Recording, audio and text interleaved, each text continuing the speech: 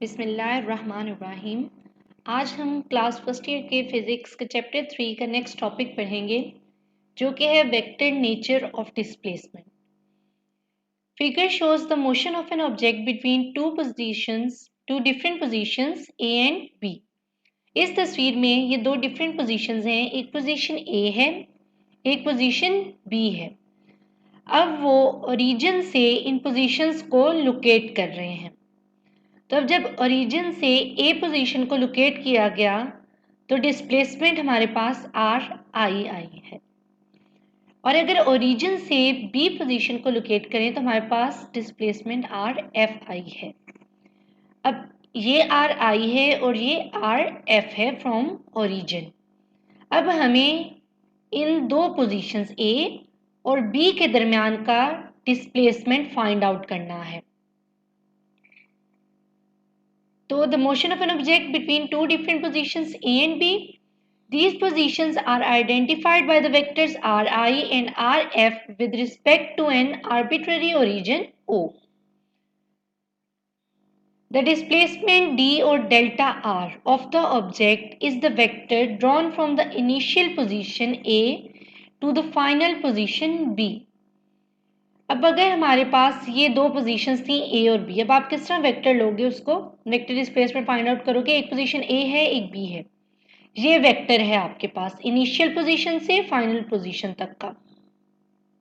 इसको आपने पहले एक्स एक्सिस और वाई एक्सिस में यानी अपने कोऑर्डिनेट एक्सिस में लोकेट कर लेना है। लोकेट करने के बाद आपने उसको ओरिजिन से उन दोनों पोजीशंस को जो भी उनकी कंडीशन बनती होगी, जो उनकी प्लेसमेंट होगी, वो कर लेनी है। ओरिजिन से उनको प्लेस कर दिया आपने, उनका डिस्प्लेसमेंट हो गया। अब इसके बाद उन दो पोजीशंस के दरमियान के डिस्प्लेसमेंट के लिए आपके पास ये फॉर्मूला है कि आप फाइनल को माइनस इनिशियल कर दोगे। Final position B minus initial position A from the origin जो उनका बन रहा होगा। तो फिर delta R is equal to this one, delta R जो ए टू बी के दरमियान है, is equal to R F final minus initial R I. इसी तरह ये डेल्टा आर है, उसी डायरेक्शन में है, डायरेक्शन सेम है इसलिए माइनस का सिंबल नहीं है।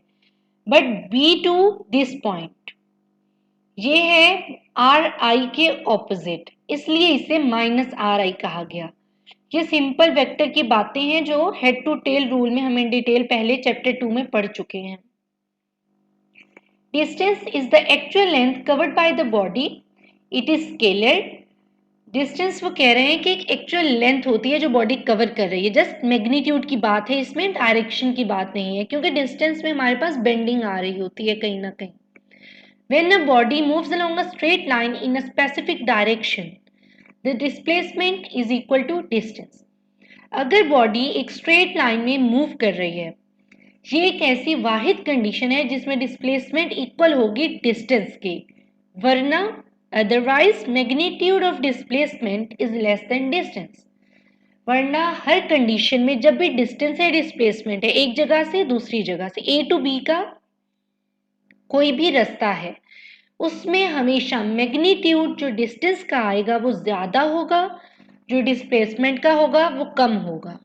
डिस्प्लेसमेंट हमेशा वही होगी जो कम होगी, सिवाय इसके कि एक से एक पोजीशन से दूसरी पोजीशन पे ए टू बी एक ही रास्ता जा रहा है सिर्फ, और कोई रास्ता पॉसिबल ही नहीं है, और वो एक रास्ता बिल्कुल 100% एक्यूरेट स्ट्रेट लाइन है।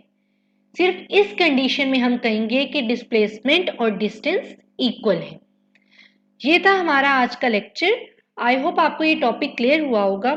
अगर आपकी कोई भी कंफ्यूजन है तो आप कमेंट सेक्शन में पूछ सकते हैं। वीडियो को लाइक करें, कमेंट करें, शेयर करें और चैनल को ज़रूर सब्सक्राइब करें।